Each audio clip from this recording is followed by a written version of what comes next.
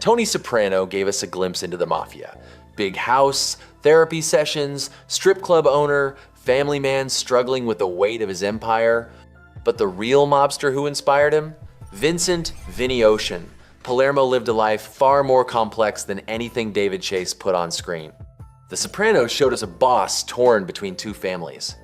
What it didn't show was a man who started at a fish market, married into Mafia royalty, orchestrated multiple murders, ran one of New York's most scandalous strip clubs, and ultimately did something Tony Soprano never would. He flipped. Before we get into it, hit that subscribe button. Films Uncovered is breaking down the real stories behind the legends. Now, let's meet the man Tony Soprano could never be. Vincent Palermo was born in 1944 in Brooklyn. He lost his father early. By the end of the 1950s, he was forced to go to work to help his mother feed the family. Vinny started at the Fulton Fish Market. That's where he got his nickname, Ocean. This line of income would remain with Palermo for most of his life, only instead of a salesman, he eventually became the owner of a fish store. Nothing about this screams Mafia boss. Not yet. In the early 1960s, Vinny met someone who would change everything. Sam DeCavalcante's daughter. He married her soon after. This became the jumping point for his relationship with the New Jersey family. Had this not happened, Palermo might well have become a member of one of the New York families. His brother Pasquale was a member of the Colombo family. His uncle was related to the Gambino family. But fate had other plans. In the late 1970s, Vinny Ocean was accepted into the DeCavalcante organization. In those days, Palermo was a ghost to the authorities. He remained so until the 90s. Evidence of his first serious crimes would come to the FBI only 10 years after they were committed. We're talking about several murders he committed on the orders of family boss John Riggi. The first victim was Fred Weiss. This guy was running a construction scam with people from the Gambino family. They bought up land of an abandoned railroad station on Staten Island and turned it into an illegal dump. Law enforcement became interested. They took Weiss into custody. Fred could be facing decades behind bars. Gambino boss John Gotti felt that Weiss could not be trusted. He could easily become a government witness. He had to be taken out. Since Weiss also had dealings with the DeCavalcante family, the hit was decided to be a joint effort. Weiss had two homes. One was monitored by Team Gambino, the other by Team DeCavalcante, led by Vinny Ocean. Weiss ended up setting foot in New Jersey. Palermo and his boys gunned him down. A year after the hit, John Riggi was arrested. He would remain the boss and run the family through John D'Amato. The only problem was that there were some potential rebels. Louis Larasso had been an underboss during the Sam DeCavalcante era. He didn't seem to mind regaining the position he lost when Riggi took over. So in 1991, Riggi struck first. The team for the hit was once again led by Vinny Ocean. After Larasso's murder, the main supporter of the idea, John D'Amato, was also eliminated almost immediately. The official reason was suspicion of his homosexual tendencies. In 1991, D'Amato got himself a new girlfriend to whom he revealed he was bisexual. She told an acquaintance, and this rumor eventually reached the guys from DeCavalcante. The unofficial reason for taking out D'Amato was that he was very close to John Gotti. If D'Amato stayed in power, the DeCavalcantes would sooner or later turn into a branch of the Gambino family.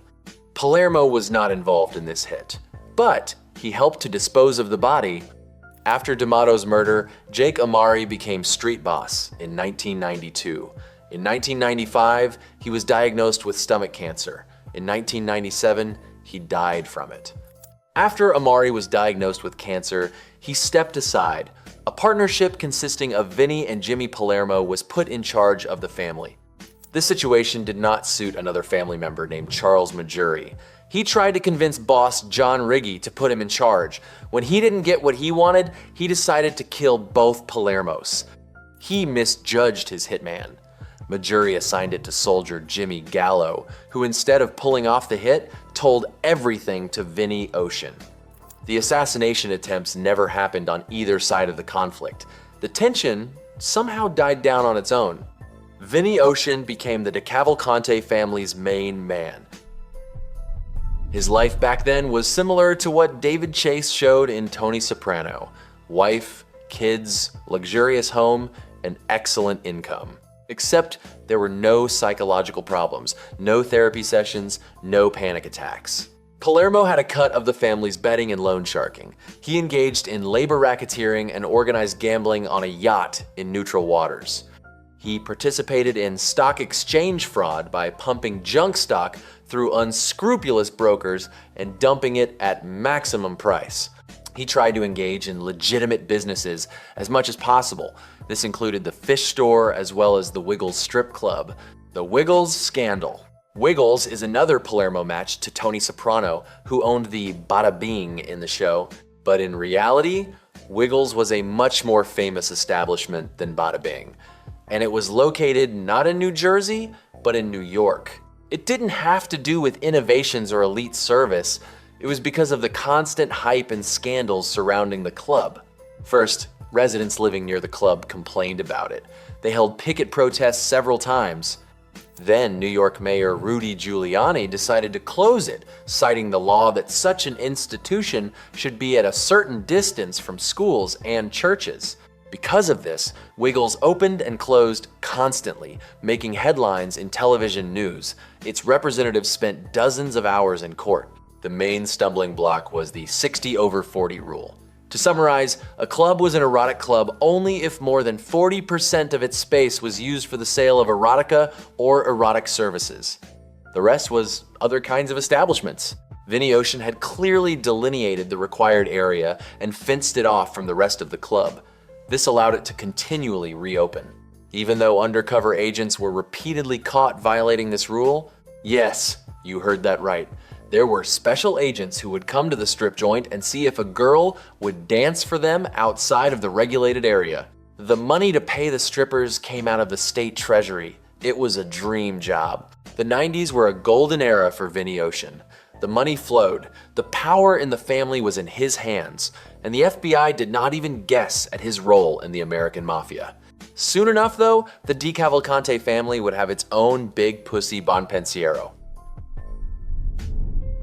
Ralph Guarino had never been a member of the DeCavalcante family, but he was to become the man who would gather the evidence that allowed authorities to arrest several dozen people connected to DeCavalcante. Before his work for the government, Guarino had one of the most ingenious and daring robberies in New York history under his belt. Guarino knew a guy who worked at the World Trade Center. This acquaintance told him that on the same day and at the same time, money was being brought into the Bank of America branch in that center.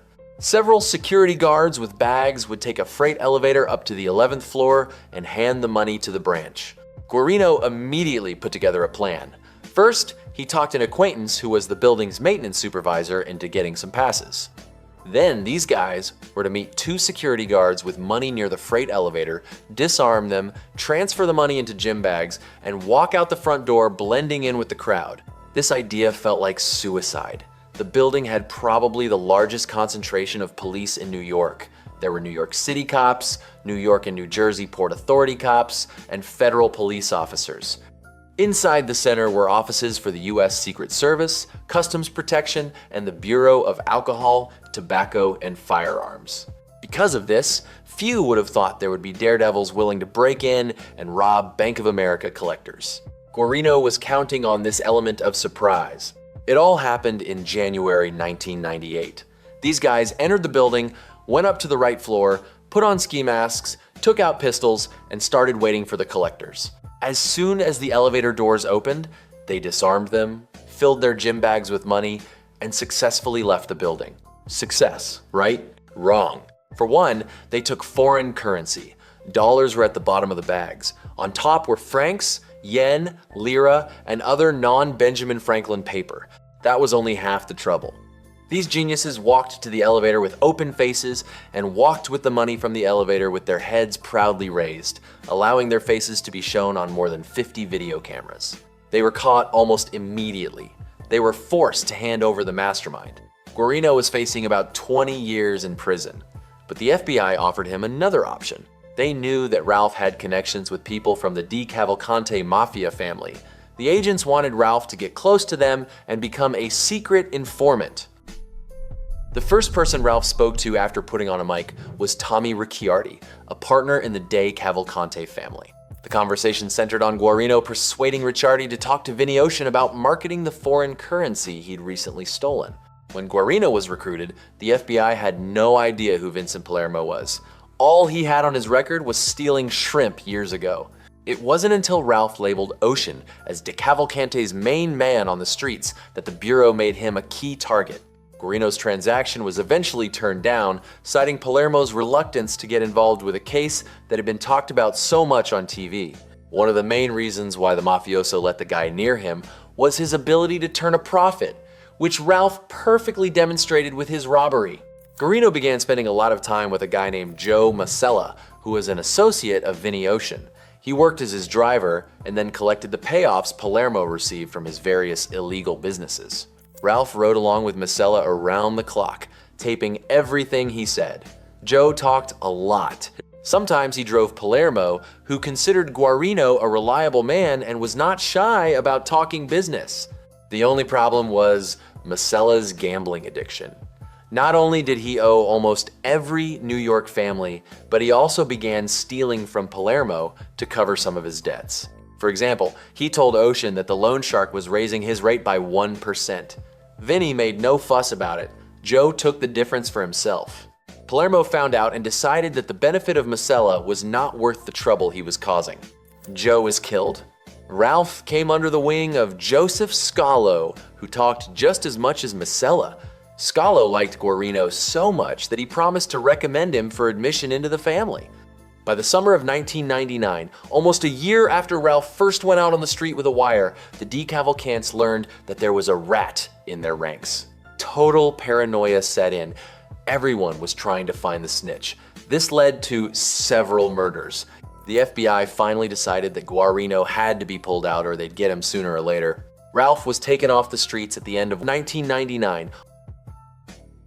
On December 2nd of the same year, there was a simultaneous mass arrest of 40 people associated with DeCavalcante. More than a few mobsters from this group opted to switch sides, including Vincent Palermo. Ocean faced spending the rest of his life in prison. The other guy had told about all his affairs, mentioning all the murders he committed. As a result of Palermo's and other defected mobsters' testimonies, a couple dozen more people were arrested. The total number exceeded 60. A sixth of them became government witnesses. The authorities managed to imprison almost all the high-ranking members of the DeCavalcante family, including an extended sentence for John Riggi, who was already in prison. Vincent Palermo served 2 years. Upon his release, he went into the Witness Protection Program. His new identity was revealed years later. His name is now Vincent Cabela. He resides in Houston, where he owns several strip clubs. He was linked to drug trafficking and money laundering, but they couldn't prove anything. Vinny Ocean is still at large. The DeCavalcante family has fallen apart since these events. The family's street boss, Frank Guarassi, was personally involved in extorting money from a pizzeria in 2009. The real boss, John Riggi, who was still in jail at the time, was obviously very sad, remembering the power and influence that the Mafia had just a few decades before. Tony Soprano and Vincent Palermo, big house, big family, strip club, boss of the family, good relations with New York families. The parallels are there, but here's what the Sopranos never showed. The real Vinny Ocean didn't agonize over his choices. He didn't see a therapist. He didn't have panic attacks or existential crises. He was a ghost for decades. He killed when ordered. He built an empire. He owned one of the most controversial strip clubs in New York. He fought off assassination attempts and came out on top.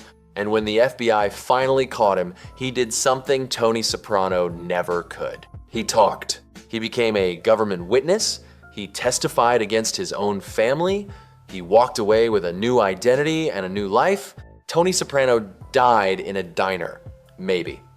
The screen went black. We never knew for sure. Vincent Palermo lives in Houston. He owns strip clubs. He's linked to crimes, but nothing sticks. The Sopranos gave us drama, depth, and complexity. But Vincent Vinny Ocean Palermo, he gave us something far more unsettling. The truth. Thank you for watching Films Uncovered, where we explore the world's most puzzling secrets and untold stories. If you want more deep dives into real-life mysteries, disappearances, and unsolved cases, make sure to like, share, and subscribe. Don't forget to share your favorite episodes with your friends. Have a theory or a mystery you want us to cover? Let us know in the comments below. Stay curious, stay sharp, and keep your eyes on the unknown, only here on Films Uncovered.